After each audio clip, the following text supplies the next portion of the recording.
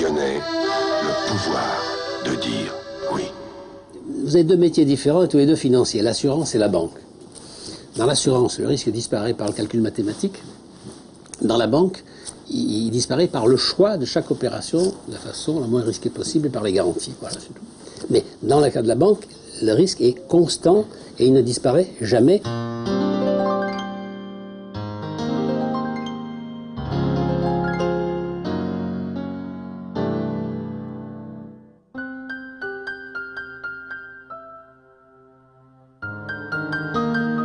On ne sort pas d'un bureau pour venir diriger une banque sans avoir, pendant des années, eu peur.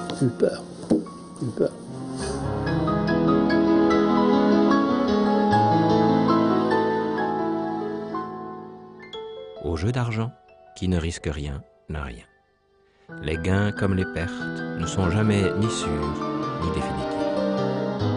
Il arrive donc parfois que l'on perde tout ce que l'on avait auparavant gagné. Au début des années 80, Jean-François Hénin, directeur général de Thomson CSF Finance, groupe public, gère les positions de change et les taux d'intérêt de l'argent gagné par le groupe Thomson CSF sur les exportations et notamment les ventes d'armement. Il dispose, en 81, d'un portefeuille de 100 millions de francs, dont il va faire, en moins de 10 ans, et en spéculant avec brio sur les taux de change de sommes énormes payées en devises, un trésor de 10 milliards, 100 fois plus. Son succès, ses intuitions, sa finesse et sa rapidité d'analyse lui valent alors le surnom de Mozart de la finance. Notre savoir-faire, c'était une manière de regarder le monde qui était différente des gens qui avaient fait les bonnes écoles, pour être un petit peu agressif, disons, pour ceux qui avaient fait l'ENA ou l'inspection des finances, pour citer les choses qu'on connaît en Europe. Vous n'étiez pas des banquiers traditionnels? Nous n'étions pas banquiers. Nous étions des gens qui nous battaient sur le marché pour protéger la valeur de ce que crée notre société, c'est-à-dire Thomson CSF, ou le groupe Thomson, qui à l'époque représentait un groupe de 130 000 personnes à travers le monde. 10 ans plus tard, en 1990, considérant que l'activité de Jean-François Hénin n'est plus à sa place au sein de Thomson CSF, Pierre Bérégovoy, alors ministre des Finances, juge plus rentable d'utiliser cette manne financière au sein d'un groupe bancaire. D'un groupe public à un autre.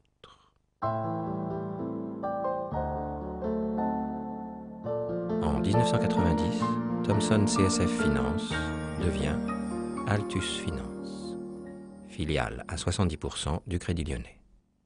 Pour Jean-Yves Aberer, alors président de la Banque publique, une véritable aubaine.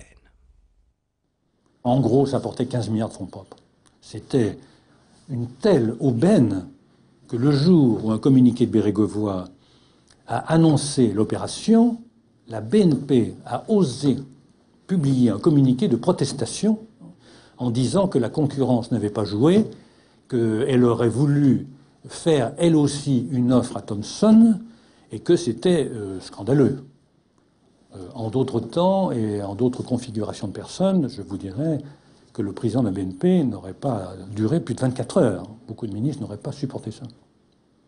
Donc c'était une aubaine considérée comme telle par la place entière.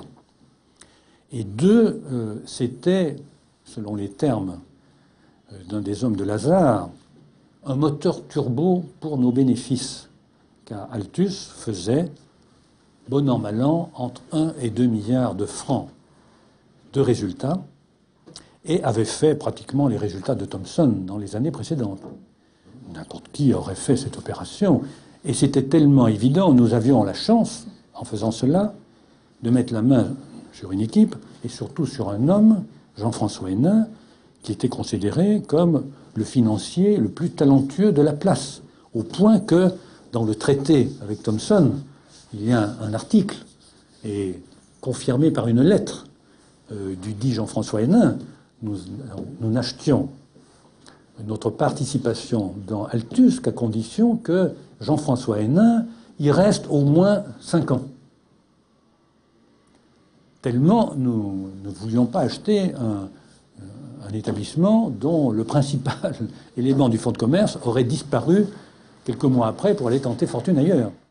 Salué comme un coup de maître, l'opération s'est faite par simple échange d'actions entre les deux groupes publics. Thomson devient donc actionnaire du Crédit Lyonnais, lequel inscrit dans ses comptes 15 milliards supplémentaires de fonds propres, sans bourse déliée, augmentant largement ses possibilités de crédit. L'arrivée d'Altus au sein du groupe Crédit Lyonnais, qui était quelque chose qui avait été souhaité par les autorités de tutelle de toute nature, crée un choc psychologique important. Parce que nous sommes une entité qui, avec 160 personnes, a gagné dans les années précédentes quelque chose qui ressemble au résultat du Crédit Lyonnais avec 40 000 personnes. Donc ça fait un choc de culture extrêmement difficile à assumer. François Gilles est alors directeur financier du Crédit Lyonnais. L'activité d'Altus échappe, dès le début, à la hiérarchie et au système de contrôle du groupe. Le premier effet de ce principe d'autonomie, qui je pense a bien existé dès le départ, le premier effet c'est que il est entré en conflit avec la recherche d'une coopération quotidienne et d'une imbrication des activités au service des clients. Et je pense que le principe d'autonomie a vite généré une spécificité qui fait que Altus s'est mis à faire, comme d'ailleurs son président, qui était Jean-Yves Aberer, l'a dit assez rapidement, à faire ce que le Crédit Lyonnais ne faisait pas, à faire autre chose que le Crédit Lyonnais, à faire ce que le Crédit Lyonnais ne voulait pas, ne pouvait pas, ne savait pas faire. Ce que le Crédit Lyonnais ne sait pas, ne veut pas ou ne peut pas faire. Ce qui veut simplement dire que nous étions un groupe de commandos par rapport à l'armée classique et qu'on ne demande pas aux commandos de faire le même métier que les troupes de forteresse. Échappant aux contrôles ordinaires, les orientations d'Altus se décident directement entre Jean-Yves Aberer, à la fois président du Crédit Lyonnais et président d'Altus, et Jean-François Hénin, directeur général. Hénin continue tout d'abord ce qu'il faisait à Thomson, la gestion des positions de change et des taux d'intérêt. Nous avions des positions de change, pour parler de celle-là, qui étaient typiquement de l'ordre de 2 milliards de dollars à la hausse ou à la baisse du dollar. 2 milliards de dollars veut dire que quand le dollar passe de 5 francs à 5 francs 0,1, nous perdons 20 millions de francs. Lorsqu'il se passe de 5 francs à 5 francs 10, nous perdons 200 millions. Si vous regardez ce qui s'est passé au cours de la période 1990-1992, vous comprendrez pourquoi j'ai plus de cheveux. Et si vous remontez à 1982, vous vous demandez pourquoi je suis encore vivant. La Banque de France, qui exerce à la fois le contrôle et la tutelle de toutes les banques publiques, s'inquiète des positions acrobatiques de Jean-François Hénin sur l'échange et le pousse amicalement à des activités plus classiques, donnant lieu, dit-elle, à des rendements réguliers, récurrents et sûrs. Globalement, et ça va faire sourire plus d'un, je regrette d'avoir été trop discipliné.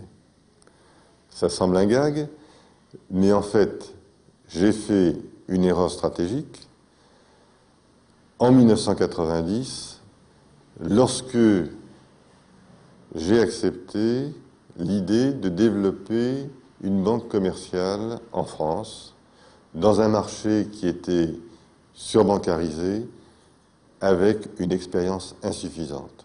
Ce qui fait que Altus s'est précipité dans la banque et s'est précipité dans ce qu'on pourrait appeler une espèce de banque d'affaires. Pas la banque industrie, la banque d'affaires consistant à prendre des entreprises, je dirais majoritairement, à les gérer un certain temps et à les revendre, à les acheter à une certaine phase du cycle économique pour les revendre à une autre phase du cycle économique, à les acheter alors qu'elles étaient en difficulté pour les revendre après redressement. Bon. Un espèce de métier de marchand de biens, mais non pas immobilier, mais marchand de biens en entreprise, si je peux dire. Outre l'immobilier, la mode dans ces années-là est à la reprise des entreprises en difficulté. Jean-François Hénin suit l'exemple. Sa première opération, l'achat de Gare au Nord. Une grosse entreprise de transport que Jean-François Hénin achète au groupe AXA, 1,2 milliard, qu'il revend peu après 1,4 milliard, réalisant une plus-value de 200 millions. Des années plus tard, une enquête mettra en doute la réalité de cette plus-value, qui serait en fait annulée par des contreparties en faveur de l'acquéreur. Suivront encore une banque, Saga, une compagnie d'aviation, AOM, un groupe de distribution, Marland, des usines de retraitement d'ordures ménagères, des golfs, etc.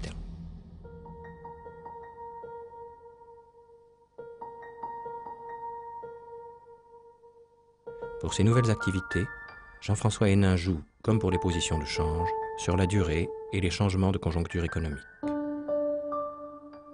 Or, en 1991, avec la guerre du Golfe, le monde est entré dans une crise qui ne cesse de s'aggraver. Parallèlement, le coût de la réunification allemande fait monter les taux d'intérêt, bouleversant les prévisions et les activités d'Altus. Au moment de la réunification allemande, les taux d'intérêt allemands sont montés. On se dit, cette situation ne va pas durer pendant 10 ans. Donc, nous avons prêté du Deutschmark sur ce marché notionnel à 10 ans, à 6,70% par an. En dépit de la période à laquelle nous avons fait l'opération, les taux d'intérêt ont quand même continué à monter en Allemagne. Donc vous perdiez de l'argent en vous refinançant. Donc nous perdions de l'argent en financement. Et nous perdions de l'argent potentiellement si nous soldions notre position. La règle comptable qui s'appliquait à notre cas, qui était un marché d'investissement, c'est-à-dire que nous avions l'intention de garder cette position éventuellement pour 10 ans, nous autorisait à le faire. C'est-à-dire nous autorisait à garder la position en prenant la perte de l'année, mais en ne prenant pas la perte en capital qui serait résultée de la cession de l'opération. À fin 91, la Banque de France nous a dit « Votre politique n'est pas véritablement décrite par les manuels comptables et nous vous imposons de prendre cette perte. » Nous avons protesté et la Banque de France, qui ne se sent pas très à l'aise par rapport à la décision qu'elle nous impose, dit « Écoutez, il y a une règle comptable internationale qui permet de faire ce genre de choses sans passer par le compte de pertes et profits, mais par affectation directe de la perte sur vos fonds propres. Donc ça réduit la valeur de la société sans toucher les comptes annuels. » Contraint par la Banque de France de solder sa position de change, c'est-à-dire de vendre au taux du jour, Jean-François Hénin perd 1 milliard de francs. 1 milliard de francs qu'il aurait au contraire gagné en gardant cette position 2 ans de plus. Mais pour l'heure, Jean-François Hénin a perdu sa main d'or. Ses repères sont bouleversés par la profonde récession que traverse l'économie mondiale, et il accumule les mauvais choix et les pertes.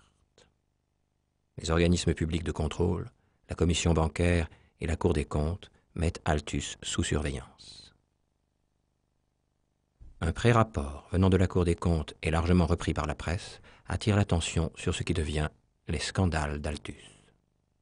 Jacques Bonnet, président de la première chambre à la Cour des comptes, est chargé du dossier Altus.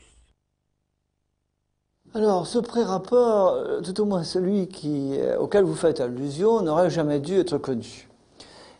Pour parler clair, c'est une fuite. C'est une fuite dont nous avons de bonnes raisons de penser qu'elle émane de l'entreprise elle-même et qu'elle a été un instrument de règlement de compte entre personnes qui se voulaient du bien. De l'entreprise, vous voulez dire Altus? Altus. C'est à l'intérieur même d'Altus, oui. C'est-à-dire entre la nouvelle équipe et l'ancienne équipe. Oui, et même à l'intérieur des équipes, il y avait des rivalités, des règlements de compte. Vous savez, quand les choses vont mal, la concorde ne règne pas toujours au sein des équipes, c'est humain. M. Hénin considère qu'au total, si on prend la situation de l'entreprise au moment où il est arrivé et au moment où il est parti, les pertes sont équilibrées par les gains qu'il avait réalisés.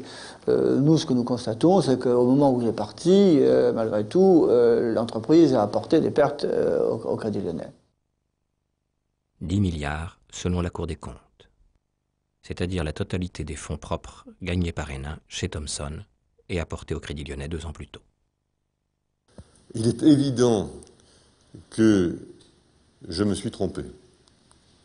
Et je veux dire par là que, étant un entrepreneur, ayant à prendre des décisions, je dois en assumer les conséquences, qu'elles soient bonnes ou mauvaises. Dans cette époque, pour reprendre la période de mon passage dans le secteur public, 1982, fin 92, mi-93, j'ai repéré un certain nombre de grands mouvements macroéconomiques. Le premier a été la surévaluation du dollar. Le second a été le niveau excessif des taux en Europe et aux États-Unis. Le troisième a été d'une nature un peu différente, l'apparition des nouveaux marchés financiers. Le quatrième que nous avons raté, les dettes pays. Le cinquième que nous avons pris, qui est les junk bonds. Le sixième que j'avais ébauché, qui était l'immobilier américain. Chacun de ces phénomènes a rapporté de l'ordre de 4 à 7 milliards de francs. Bien évidemment, sur le marché des changes, j'ai été certaines années dans le mauvais sens, et j'ai perdu de l'argent. Sur le marché des taux d'intérêt, j'ai été dans le mauvais sens et j'ai perdu de l'argent. Sur le marché des options, j'ai été certaines années dans le mauvais sens et j'ai perdu de l'argent. De cette époque, je considère qu'Altus n'a ni gagné ni perdu d'argent. Ça n'est pas brillant, ça n'est pas un sentiment de gloire. Mais comme j'étais venu dans mon secteur public avec 10 milliards de gains, je pense que je laisse aux contribuables français un don de 10 milliards, ça ne mérite pas d'être mis au banc de l'humanité. Sur les 10 milliards de francs de pertes attribués à Altus, Jean-François Hénin, au cours de son audition par la Cour des comptes, n'en reconnaît que la moitié pour la période relevant de sa gestion. Jugeant que le reste vient du coup d'arrêt donné après son départ forcé, en 1993, à des affaires prévues pour durer. Lorsqu'on regarde l'histoire d'Altus, nous sommes comparables à un avion qui entreprend un vol commercial. Le pilote, sur ordre de la tour de contrôle, au moment du décollage, décide de couper les moteurs. Et la tour de contrôle dit « ce pilote est un fou, il a écrasé l'avion ». Alors est-ce que c'est la tour de contrôle? Est-ce que c'est le pilote?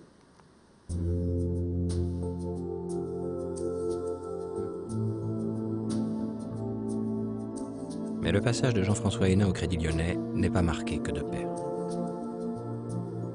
Il est aussi l'auteur d'un coup exceptionnel qui reste aujourd'hui une référence. L'achat sur le marché américain d'un portefeuille d'obligations sur des entreprises à redresser, les fameuses junk bonds. Alors, les junk bonds souffrent de leur vocabulaire. Junk bonds, obligations pourries. Bon, tout de suite, il y a une connotation négative, alors qu'aujourd'hui, où ce marché s'est encore beaucoup redéveloppé aux États-Unis, on appelle ça aujourd'hui, aux États-Unis ou même en Europe, les obligations à haut rendement, ce qui correspond plus à la réalité. Claude Rubinovitch, spécialiste des marchés financiers auprès du ministre des Finances, Pierre Bérégovoy. Il a été initié aux junk bonds par leur inventeur lui-même. Au départ, c'est Mike Milken, qui aux États-Unis avait fait des recherches de doctorat et avait montré que des entreprises considérées comme absolument sans risque à un moment donné pouvaient être en faillite quelques années plus tard.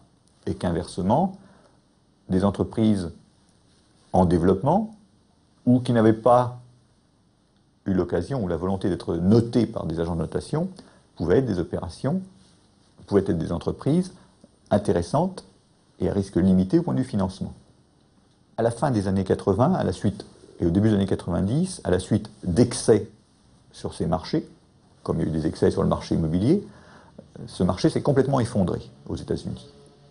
Et il y a eu la possibilité pour Jean-François Hénin, pour Altus donc, de racheter à une compagnie d'assurance américaine un portefeuille de junk bonds. The Deal of the Year, le marché de l'année, titrera la presse financière américaine. Mon idéogramme favori. L'opération vaudra aussi à Jean-Yves Aberer, président du Crédit Lyonnais, un an plus tard, la médaille d'or réservée par les financiers américains. L'histoire des junk bonds commence fin 91 par la rencontre de Jean-François Hénin et du directeur de l'agence du Crédit Lyonnais à New York, Thierry de Lavilluchet. Thierry de Lavilluchet vient me voir un matin en me disant vous êtes intéressé par les opérations de junk bonds, j'ai réussi à mettre la main sur Leon Black, il faut que vous le receviez. C'est un type qu'il faut absolument que vous voyez, c'est un type génial. Effectivement, c'est le pape des opérations en la matière. Il est le numéro 2 de Milken, c'est l'homme qui est le spécialiste qui connaît 70% du marché américain. Qui les connaît de l'intérieur, c'est lui qui les a montés. Donc, vous allez voir Leon Black. Leon Black vient nous voir et il nous propose une opération de fonds. En disant, je cherche quelqu'un pour co-investir avec nous quelques centaines de millions de dollars dans cette opération, dans une opération de junk bonds. Je vais voir Jean-Yves Aberer qui réunit un petit comité de 4 personnes avec ses directeurs généraux et qui accepte l'idée que nous investissions non pas 200 millions de dollars, mais 3 ou 4 milliards de dollars sur ce marché. La procédure en question prend quelques mois et aboutit à la vente pour de l'ordre de 3 milliards de dollars d'un portefeuille qui avait à l'origine une valeur de 8 dans les livres de la banque. Contrairement à tout ce que pensent les gens, le niveau de risque était extraordinairement faible. Pourquoi ? Parce que nous achetions un espèce de panel d'économie américaine à 40% de sa valeur. C'est le prix de discount de l'opération qui faisait que, en moyenne, l'opération n'était pas risquée. C'était des noms connus, aujourd'hui même. Samsonite, le groupe de valises connu dans le monde entier, était dans le portefeuille. Il y a la grande station de sport d'hiver, Vail, dans le Colorado, aux États-Unis. Il y en avait comme ça beaucoup d'autres. Donc c'était vraiment une mine de pépites de premier plan. En plus, le montant des revenus générés chaque année était très élevé par rapport à l'investissement que nous avions fait. Et d'ailleurs, dans l'historique des opérations, moins de 1% de ces opérations a fait faillite. Donc c'était des opérations très saines. À eux seuls, les gains de ces junk bonds rééquilibrent les pertes d'Altus en 92 et sauvent du même coup le bilan du Crédit Lyonnais. Sans les gains sur les junk bonds, cette année-là, et alors que les effets de la crise commencent à se faire ressentir, le Crédit Lyonnais aurait subi des pertes catastrophiques. Une véritable opération miracle. L'opération des junk bonds est sans doute la plus importante opération faite par des financiers français aux États-Unis et sans conteste la plus rentable. Cette opération a rapporté 7 milliards de francs au minimum pendant sa vie au sein du Crédit Lyonnais et vraisemblablement un montant semblable pendant le reste de sa vie dans le groupe Pinault. Citez-moi une autre opération décidée, finalement, puisque je suis responsable des pertes, pourquoi ne serais-je pas responsable des gains, qui a rapporté 14 milliards de francs dans la période 90-95 en France. Mais le Crédit Lyonnais est alors confronté à la loi américaine qui impose à toute banque, privée comme publique, américaine ou étrangère, de ne posséder que moins de 25% du capital d'une société industrielle.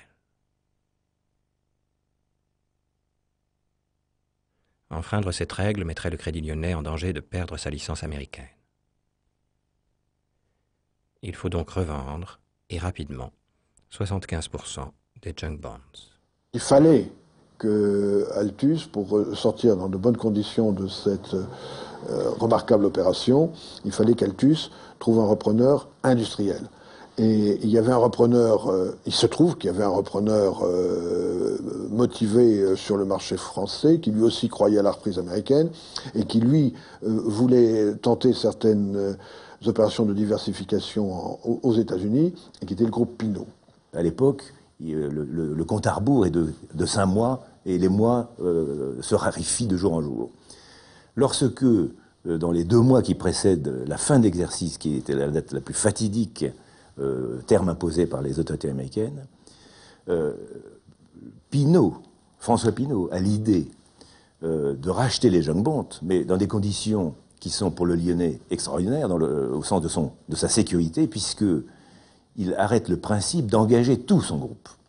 On était là face à un homme qui prenait le risque d'engloutir sa fortune.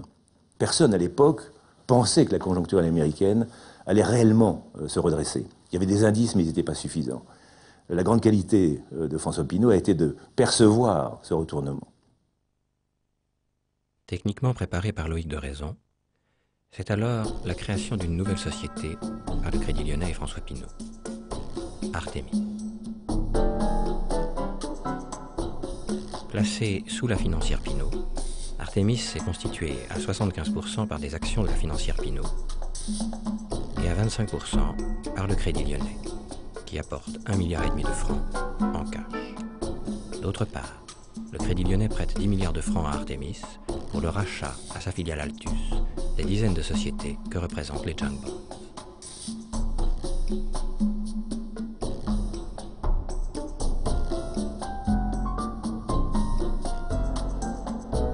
Artémis contrôle aussi le groupe PPR, Pinault Printemps La Redoute.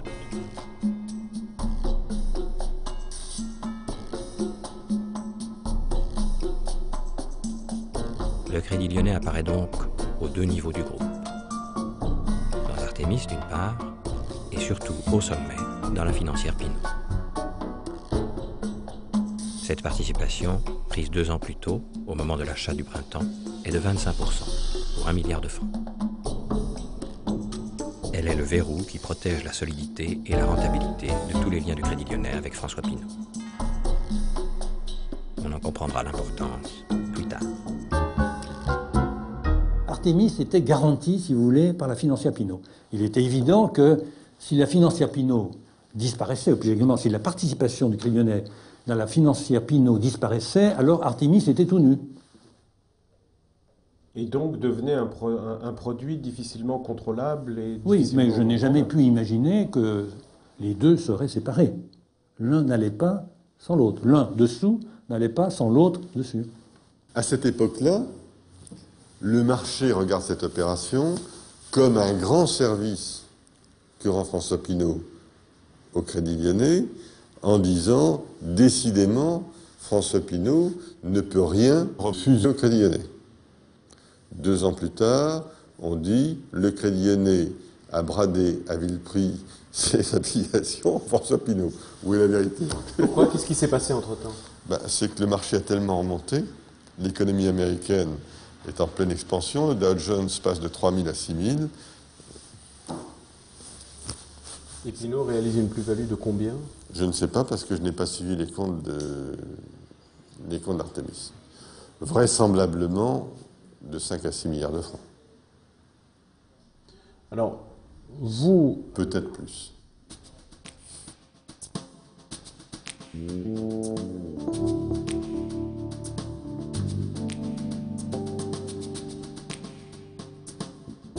L'histoire des junk bonds va devenir alors l'histoire d'Artémis. Nous y reviendrons. Au printemps 93, accompagnant la gestion des junk bonds, Jean-François Hénin est devenu conseiller de François Pinault. Pour éviter les conflits d'intérêts, il a cédé la direction générale d'Altus, tout en y gardant un rôle important. Peu après, on lui propose une belle affaire, la Fnac, que les propriétaires veulent vendre. Intéressé, Jean-Marc Houry, le président de la CIP, une banque filiale de la Compagnie Générale des Eaux, cherche un associé. Le lendemain matin, je vois M. Pinault, à qui je dis, écoutez, hier, j'ai rencontré Jean-Marc Houry, et il m'a proposé la FNAC, il semblerait qu'il puisse, qu'il ait les clés pour l'acquérir. Est-ce que c'est une chose susceptible d'intéresser votre groupe? La réaction de François Pinault est très évasive, et il me dit en particulier, que voulez-vous que je fasse de ce ramassis de gauchistes? Et de toute façon, vous ne l'aurez jamais. Je quitte François Pinault, je vois l'après-midi Jean-Yves Abraire, et je lui dis, Président, j'ai eu hier Jean-Marc Houry, etc. Qu'en pensez-vous? La FNAC est une très belle maison. Nous allons mettre au travail une équipe d'analystes de Clinvest pour l'évaluer. Et puis, au bout de quelques jours, la réponse de Clinvest est de dire, c'est une très belle opportunité, il faut essayer de la faire. Il est alors prévu une association entre Altus et la CIP pour acheter la FNAC. 2 tiers pour Altus, 1 tiers pour CIP. Et Jean-François Hénin en propose la gestion à 4 hommes d'affaires qui sont déjà ses partenaires dans des affaires de distribution et qu'on surnomme les 4 mousquetaires. Jean-Pierre Andrevon, Gilles Silberman, Gilbert Vaniche et Franck Ullmann. Est-ce que ça vous intéresse alors? Notre réponse est oui, c'est un magnifique outil, sauf que nous émettons 2 conditions. Nous lui disons, on souhaiterait que vous interrogiez d'abord M. Pinault pour savoir s'il est intéressé ou pas. Deuxièmement, on souhaiterait aussi avoir confirmation du Crédit Lyonnais pour ne pas se retrouver au dernier moment avec un problème. Bon. Pourquoi est-ce que vous avez besoin de l'imprimatur de François Pinault? Parce qu'on s'est déjà fait baiser 2 fois dans le passé, où on avait repris des dossiers et le Crédit Lyonnais a exigé qu'on se retire parce que M. Pinault était intéressé. Donc on n'avait pas envie d'engager des frais et du temps dans un dossier qui, au dernier moment, au moment où il était mûr ou même signé, pouvait faire l'objet d'un problème, à savoir que le Lyonnais pouvait nous demander de nous retirer pour laisser la place à M. Pinault. Oui, qu'est-ce qui vous faisait penser que François Pinault serait intéressé par la FNAC? Parce que son intérêt pour les affaires de distribution est marqué. Il a repris un certain nombre d'affaires de distribution et la FNAC est la plus belle affaire de distribution en France, voire en Europe, dans son secteur, à savoir les biens culturels. En fait, 2 des 4 mousquetaires, Jean-Pierre Andrevon et Gilles Silberman, connaissent bien François Pinault, dont ils ont été les 2 plus proches collaborateurs au début de son ascension. Jean-François Hénin entend donc François Pinault lui confirmer une seconde fois qu'il n'est pas intéressé par la FNAC. Hénin ignore alors que d'autres ont convaincu François Pinault que l'affaire ne se ferait pas et qu'il pourrait acheter la FNAC moins cher. Jean-François Hénin retourne donc voir le vendeur de la FNAC, M. Pétria, président de la GMF. L'après-midi, je suis reçu par M. Pétria au milieu dans une ambiance des cours du XVIe siècle, l'équivalent, et je suis reçu avec M. Houry, qui dit à M. Pétria, donc tu es d'accord pour me vendre la FNAC? Et M. Pétria lui répond, je suis d'accord à la condition que tu me reprennes pour 270 millions nos opérations à l'île de Saint-Martin. Et Jean-Marc Houry, sans se démonter, lui répond, je suis d'accord, tu le sais, à condition que dans les 3 mois, j'ai 95% des titres de propriété. Et M. Pétria se retourne vers son directeur de cabinet, qui est un énarque qui s'appelait Durand, je crois, et lui dit, Durand, nous sommes bien propriétaires à Saint-Martin. Oui, Monsieur le Président. Saint-Martin, c'était les opérations immobilières. C'était les opérations... Je sors de là, et je dis à Jean-Marc Houry, mais vous êtes tombé sur la tête. Je ne peux pas entendre des choses pareilles, mais ne vous inquiétez pas, ils n'ont jamais eu de titre de propriété à Saint-Martin, et toute cette opération est une arnaque. Vous n'avez aucun risque d'avoir exécuté nos engagements. Je dis, ah bon. Saint-Martin, une opération immobilière sur une île des Petites Antilles, dans laquelle est impliqué le grand banditisme dans des conditions tout à fait troubles, car les actes de propriété ne correspondent pas au terrain. Ce que semble ignorer la GMF.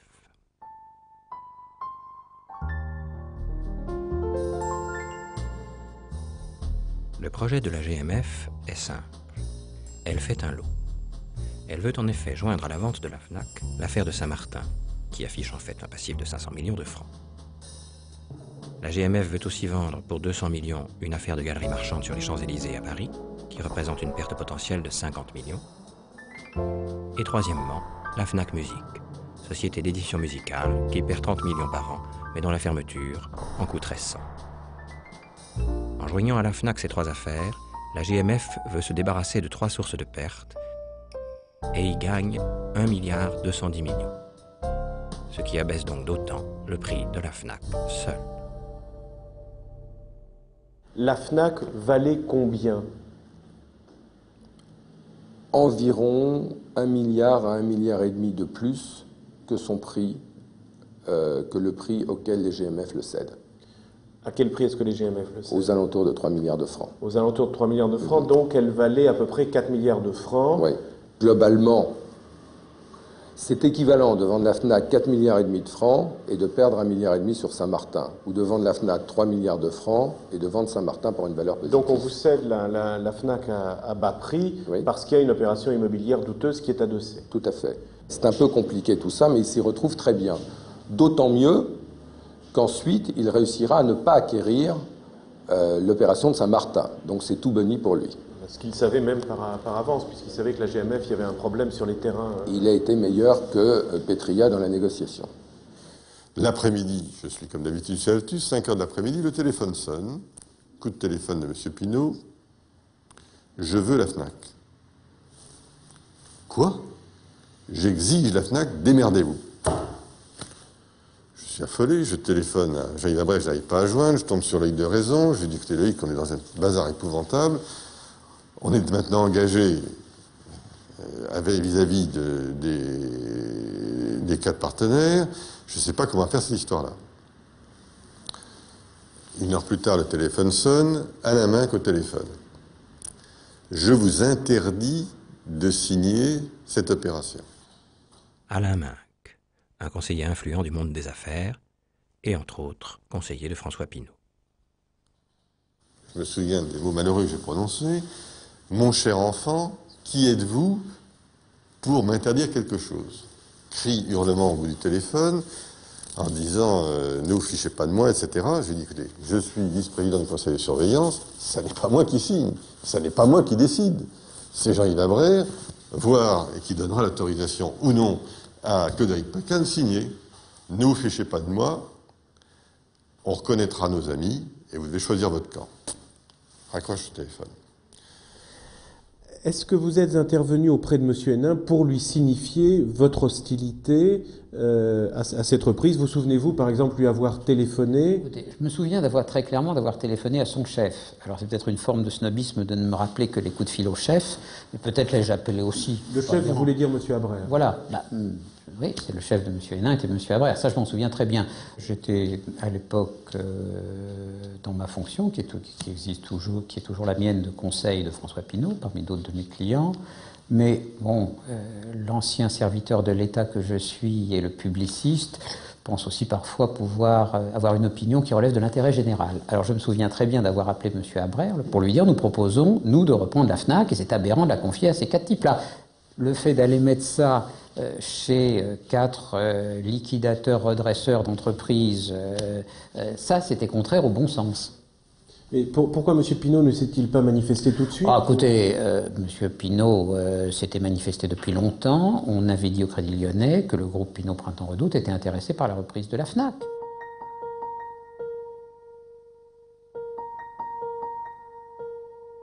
Nous sommes alors au printemps 93. Le gouvernement socialiste vient de perdre les élections. Édouard Balladur est alors Premier ministre. La gestion de Jean-Yves Abrère est de plus en plus contestée. L'opération Fnac est alors très avancée, et même pratiquement bouclée, selon le schéma suivant. Altus et le CIP se partagent les actions de la Fnac. Altus apporte ensuite ses actions dans la Société des 4 Mousquetaires, qui prennent la gestion de la Fnac avec une rémunération de 0,3% du chiffre d'affaires, c'est-à-dire 30 millions de francs par an. Altus et la CIP sortent du lot Rossi et Saint-Martin, c'est-à-dire les pertes potentielles qui restent ainsi à leur charge. Le 15 juillet, nous sommes au Crédit Lyonnais. Le Crédit Lyonnais est informé. Monsieur Habrère appelle son agence de publicité, qui est Publicis en l'occurrence, pour qu'elle prépare la campagne de communication qui explique que le Crédit Lyonnais a financé la reprise de la FNAC. L'ensemble de ces accords que je vous ai décrits sont adressés à la COB, pour qu'ils sachent exactement quelle est l'intégralité de l'opération. Et nous recevons de mémoire, le 20 juillet, de la part du Crédit Lyonnais, le projet de notice COB, dans laquelle nous sommes mentionnés, et tous les accords sont mentionnés. Le protocole d'accord, signé le 12 juillet 1993 par Claude-Éric Paquin, le successeur de Jean-François Hénin à la direction générale d'Altus, est pourtant dénoncé peu après. Au cours d'une réunion très tendue, Claude-Éric Paquin dit aux quatre que le Crédit Lyonnais n'honorera pas sa signature. Et pourquoi cet engagement n'est pas suivi ? Cet engagement n'est pas suivi parce que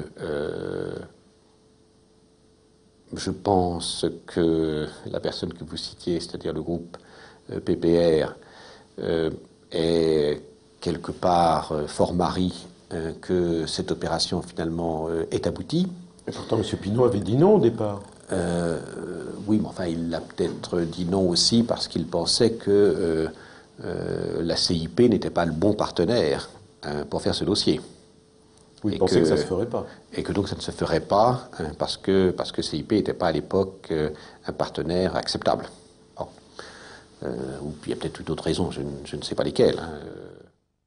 C'est à François Gilles, depuis peu directeur général du Crédit Lyonnais, qu'il revient, en dernier ressort, de trancher. Nous avons pesé les risques judiciaires, puisqu'il y avait quand même un document signé. Et nous avons tous ensemble, et je dois dire que là, la coopération, pour la première fois, j'ai eu la satisfaction, dans cette situation de crise, d'une coopération véritable, d'un travail en commun avec Altus.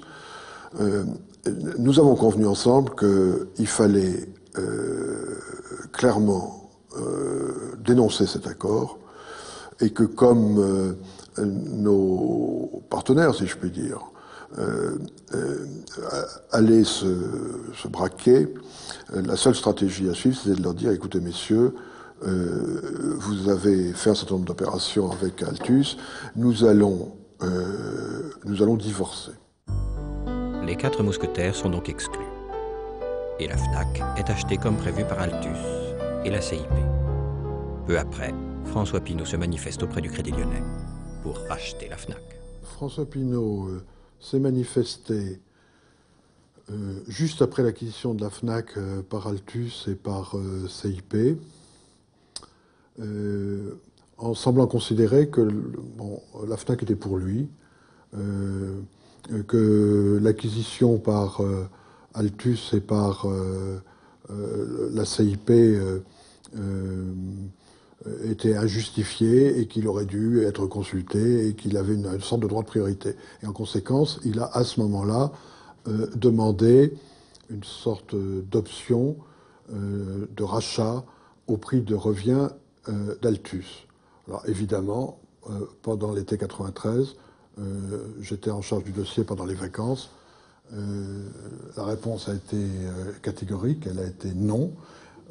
Il n'y aura pas d'option de rachat. Donc à cette époque-là, je suis absolument certain de ce que je dis. Je l'avais vérifié moi-même auprès du président du Crédit Lyonnais. Il n'y a pas eu, et il a été prévu qu'il n'y aurait pas d'option au profit de M. Pinault. Été 93. Les nuages s'amoncellent sur le Crédit Lyonnais, dont les pertes s'accumulent. La gestion de Jean-Yves Haberer est maintenant ouvertement contestée, et le ministre des Finances, Helmond Alfandéry, a déjà évoqué son remplacement avec le Premier ministre, Édouard Balladur. Au retour des vacances, M. Haberer me dit, vous savez, cette affaire de la FNAC prend des proportions absolument considérables. J'ai vu le ministre de l'Économie et des Finances qui exige des mesures draconiennes de contrôle d'Altus à la suite de cette opération. N'étant plus l'opérationnel d'Altus, je prends bonne note de la réflexion.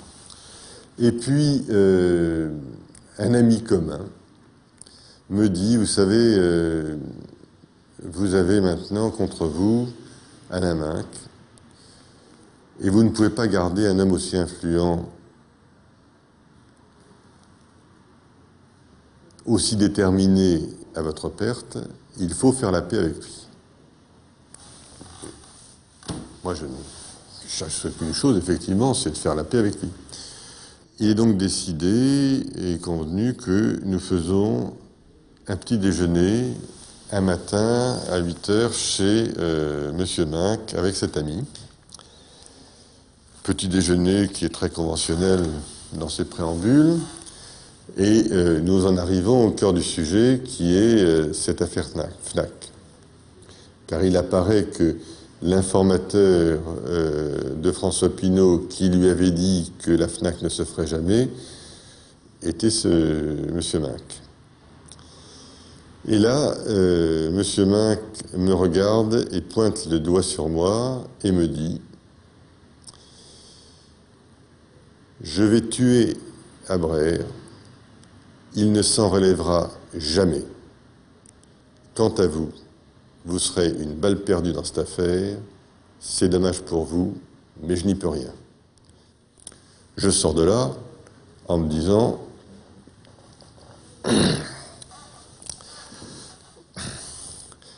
quelques jours plus tard, M. Abraire me téléphone en me disant « J'ai besoin de vous voir rapidement ».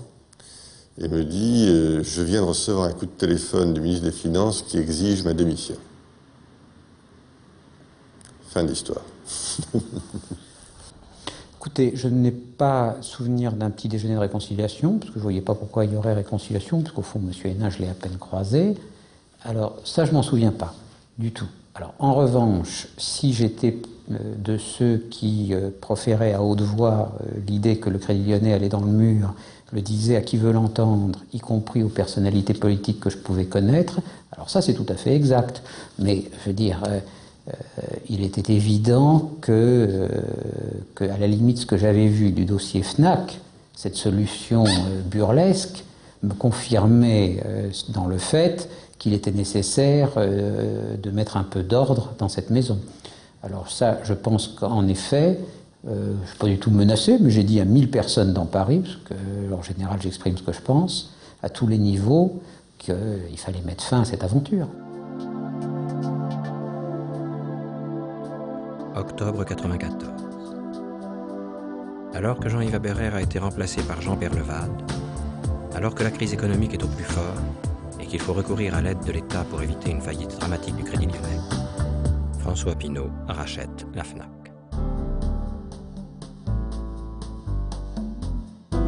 1,176 milliard la part de la CIP, un tiers. 1,936 milliard la part d'Altus, 2 tiers. C'est-à-dire un prix nettement moins avantageux pour la banque publique. Saint-Martin, Rossi et la Fnac Musique ne font pas partie de l'achat. Une vente conduite par Dominique Bazy, bras droit du nouveau président du Crédit Lyonnais, Jean Perlevade. Nous avons gardé Fnac Musique parce que nous nous sommes rendus compte, après l'acquisition de la Fnac, dans le courant de l'année 94, que Fnac Musique était dans une situation extraordinairement compromise. Et donc, la Générale des Eaux et nous avons géré tranquillement en prenant des pertes, qui ne sont pas considérables par rapport au prix de cession et au prix d'achat de la Fnac, mais en prenant des pertes, la Fnac Musique. Les pertes étaient de quel ordre? Quelques dizaines de millions. Partagé avec la Générale des Eaux, très confraternellement, la Générale des Eaux avait acheté un tiers de la Fnac, le Crédit Lyonnais les 2 tiers, et on a partagé 1 tiers et 2 tiers, tout. Mais dans ces conditions, vous n'auriez pas pu vendre la Fnac un petit peu plus cher ou... On aurait eu d'autres acheteurs, sans doute que oui. Sans la Fnac Musique, avec de grosses économies, en réduisant les frais généraux et en fermant la Fnac Berlin, il est possible d'économiser 150 millions de francs par an, ce qui met la valeur réelle de la Fnac à un bon 1,5 milliard de francs de plus. Une très belle affaire.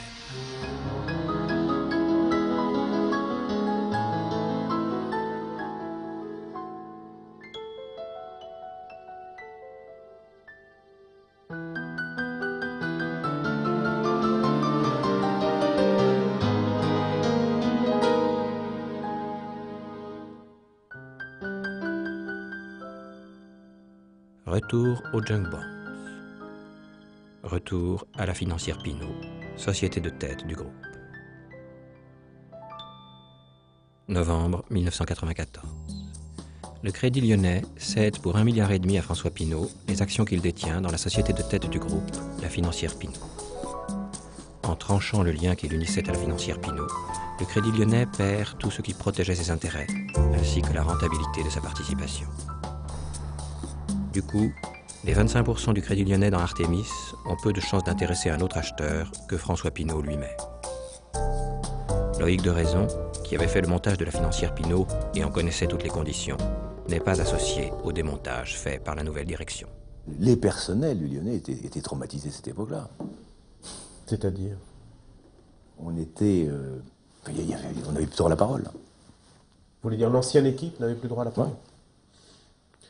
Ouais. Il y a eu le souci de la nouvelle gestion, de mener la gestion des dossiers à sa manière. Et comment analysiez-vous les conséquences de la séparation telle qu'elle était faite? Moi, je veux dire que j'en ai été très choqué, non, j'en ai été très déconcerté. Très déconcerté. Pourquoi? Parce que la rupture qui s'engageait à ce moment-là était une rupture de partenariat fondamentalement importante. À partir du moment où le Lyonnais n'a plus la main, en quelque sorte, aussi bien sur la financière Pinault, aussi bien sur Artémis, quel est l'intérêt de François Pinault, objectivement, à continuer ou à maintenir ce flux, en quelque sorte, d'opérations communes qu'on montait ensemble? Il n'y a plus aucun intérêt. Cette solution a été longuement exposée au Conseil du Crédit Lyonnais en septembre 1994 ou en octobre 1994. Personne à l'époque n'a trouvé à y redire, et je dois vous dire très honnêtement que quand je fais mon examen de conscience, je ne suis pas content de tout ce que j'ai fait, loin de là, mais cette opération-là me paraissait, comme je l'ai indiqué d'ailleurs au Conseil du Crédit Lyonnais, rapprocher le Crédit Lyonnais de la liquidité tout en ne lui apportant pas. Peu après, début 1995, pour sauver le Crédit Lyonnais, dont les pertes apparaissent de jour en jour plus lourdes, on sort de sa gestion un ensemble d'actifs compromis et de participations minoritaires, pour les placer dans une structure dite de défaisance, le CDR. Les 25% du Crédit Lyonnais dans Artémis font partie du lot. Edmond Alfandéry, alors ministre des Finances, ne prévoyait pas que 9 mois plus tard, la loi imposant la séparation du Crédit Lyonnais et du CDR allait, du même coup, rompre les liens contractuels engageant François Pinault envers la banque. Écoutez, ça, dire la vérité, ça, ce sont des questions qui ont été traitées avec énormément d'attention par la commission bancaire, par les services des finances, par M. Perlevat lui-même. Enfin, ils n'ont pas vu le piège pour Pinault, par exemple. Franchement, je ne veux pas entrer dans ce détail. Je crois que ce piège n'aurait pas eu lieu si le lien entre le CDR et le Lyonnais n'avait pas disparu. Parce que, bon, donc, à l'époque, lorsqu'on a fait le plan, le problème ne se posait pas. Toujours est-il que, fin 1995, quand Michel Rouget prend la présidence du CDR, il découvre que, privé de toutes les clauses qui en faisaient la valeur, à travers la financière Pinault, les 25% du Crédit Lyonnais dans Artémis sont difficilement vendables. Pas de liquidité, pas de pouvoir, pas de dividendes. Qui voulez-vous qui achète une société ou des parts d'une société dans lesquelles il n'aura pas de revenus, il n'aura pas de pouvoir et il ne pourra pas revendre ce qu'il a acheté? C'est une vue de l'esprit. Bon. Mais comment se fait-il, justement, qu'il n'y ait pas de liquidité, pas de... Ah, mais ça s'est fait avant moi, je peux pas vous dire. Ça, j'ai jamais eu l'explication sur pourquoi ça s'était fait. C'est pas auprès de moi que vous la trouverez. Il faut aller la chercher auprès de ceux qui ont fait évoluer leur rapport avec le groupe Pinault de telle façon que le CDR se trouve dans la situation où il s'est trouvé. C'est-à-dire avec le Crédit Lyonnais? Oui, bon. Alors, qu'est-ce que vous répondez au président du CDR Rouget quand il dit qu'il a hérité d'un produit invendable en parlant de la participation du Crédit Lyonnais dans Artémis, précisément à cause de cette rupture de... Je vais vous dire, je crois que nous avons... Moi, j'ai hérité de deux produits totalement invendables, le plus invendable étant la participation dans la financière Pinault. société en commandite, encore une fois, donc totalement verrouillée, et d'un autre produit qui n'était pas beaucoup plus vendable, qui était Artémis. J'ai essayé de le rapprocher de la liquidité sur le premier. C'était sans doute pas idéal. Ceci étant, M. Pinault était bien conscient, et je crois qu'il était d'ailleurs désireux, quand nous avons fait nos accords, de nous sortir en liquidité, c'est-à-dire en argent, de la Société du Haut, au terme du contrat qui était relativement, de mémoire, relativement court, puisqu'il devait être de 6 ans. Compris entre 5 et 7 ans plutôt. Oui, mais M. Rouget se retrouvait toujours avec un produit invendable. Artémis était difficilement vendable, c'est tout à fait clair. Il fallait sans doute pas rentrer dans des structures non cotées au départ. Ça, c'était une autre histoire, et c'est ni M. Rouget ni moi qui en sommes responsables. À la demande de Michel Rouget, un cabinet d'experts évalue alors à 2,5 milliards de francs maximum la participation du Crédit Lyonnais dans Artémis, pourtant inscrite dans les comptes du CDR pour 3,7 milliards. Ce rapport entre les mains, ce rapport d'experts qui me dit maximum 2,5 milliards et c'est pratiquement invendable. Je l'envoie au ministre et je dis, monsieur le ministre, j'écris, monsieur le ministre, est-ce que vous me maintenez cette participation dans notre mission? Parce que si je la conserve dans la mission, non seulement je ne vais pas pouvoir vendre, mais je ne vais pas pouvoir non plus récupérer rapidement ce que je souhaitais récupérer du solde des crédits. Le ministre étudie le dossier et me répond, vous mettez en vente dans telle et telle condition. Dans quelles conditions? Un protocole, le respect des droits du groupe Pinault, un prix de réserve à 1,5 milliard, comme le préconisait le rapport d'experts. François Pinault, qui veut à tout prix reprendre les 100% du contrôle de son groupe, propose la moitié du prix, 800 millions de francs. En même temps, le président de la République, dont François Pinault est un proche, montre son impatience de voir la vente aboutie. Le ministre est sous pression. À ce moment-là, nous avons eu une discussion extrêmement difficile, extrêmement exigeante, sur le prix de cette opération. J'ai accepté un prix, à condition qu'il y ait une procédure stricte d'appel à la concurrence. Ce prix, quel était-il? Le prix que j'ai fini par valider avec le CDR était de 1,5 milliard. Alors qu'à cette époque, on pouvait estimer que la valeur était supérieure. Il était bien clair qu'à cette époque, c'était un très bon prix. J'en acceptais le principe à la condition que la publicité faite fût d'une totale loyauté, totale transparence, et que le groupe Pinault s'astreigne à une obligation stricte de non-communication. Et à un moment donné, j'ai vu dans une interview publiée dans le Figaro l'indication du prix, donc le pacte n'avait pas été respecté. Et sur la base de cette constatation, j'ai considéré, dans l'intérêt de l'État, qu'il fallait absolument faire reprendre cette participation, non pas par M. Pinault et son groupe, mais par le PFR. Le PFR, établissement public de financement et de restructuration, assure pour l'État le financement du CDR et garantit ses pertes. Nous sommes en 1997, le mois de mai arrive, souvenez-vous, bientôt la dissolution. Cette opération-là, je demande qu'on l'expertise dès le début du mois de mai. Dès le début du mois de mai. Et elle va aboutir entre les deux tours des élections. Je crois que c'est en effet entre les deux tours, ou à la veille du premier tour, je ne sais plus très bien. Mais moi, je la mets sur les rails, je demande à mes services, et chaque jour je le rappelle à mon directeur de cabinet et au Trésor, que je veux absolument que Artémis reste dans le périmètre public, parce que les conditions n'ont pas été respectées. Voilà ce qui se passe. Ça a été repris au niveau de l'EPFR, et je trouve que c'est bien ainsi.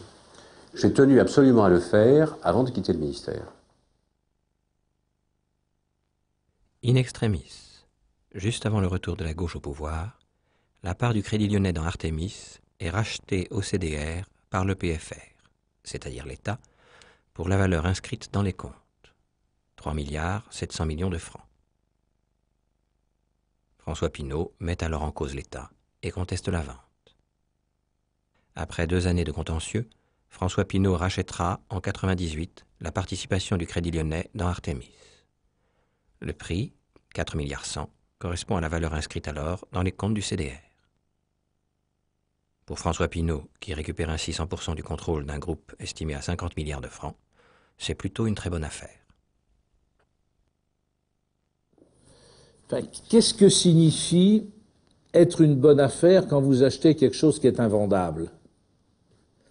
C'est-à-dire il acquiert à bas prix le contrôle total sur son groupe. Oui, c'est exact que pour lui, c'est une bonne affaire, mais c'est plutôt une très mauvaise affaire pour celui qui avait décidé de lui permettre de faire cette bonne affaire. Or, ce n'est pas le CDR qui a décidé de mettre le groupe Pinault en position de faire cette bonne affaire. Le CDR a été victime du dispositif. Il y est absolument pour rien. L'histoire se termine. Dernier en date des 4 ministres des Finances qui auront eu à démêler les enjeux du dossier Artémis, Dominique Strauss-Kahn aura peu à y intervenir. Non, si ce n'est par le fait que l'État était en cause puisqu'il était attaqué et que donc on a désigné des avocats pour discuter avec les avocats de M. Pinault et un accord a été trouvé. Enfin, ça représente quand même toujours un manque à gagner de plusieurs milliards pour l'État français. Ça c'est sûr, le problème c'est de savoir combien on en perd et d'essayer de limiter les dégâts. Mais il est clair que si les dossiers, les participations qui sont dans le CDR n'étaient pas des participations sur lesquelles il y a de la perte d'argent, il n'y aurait pas eu de problème du Crédit Lyonnais.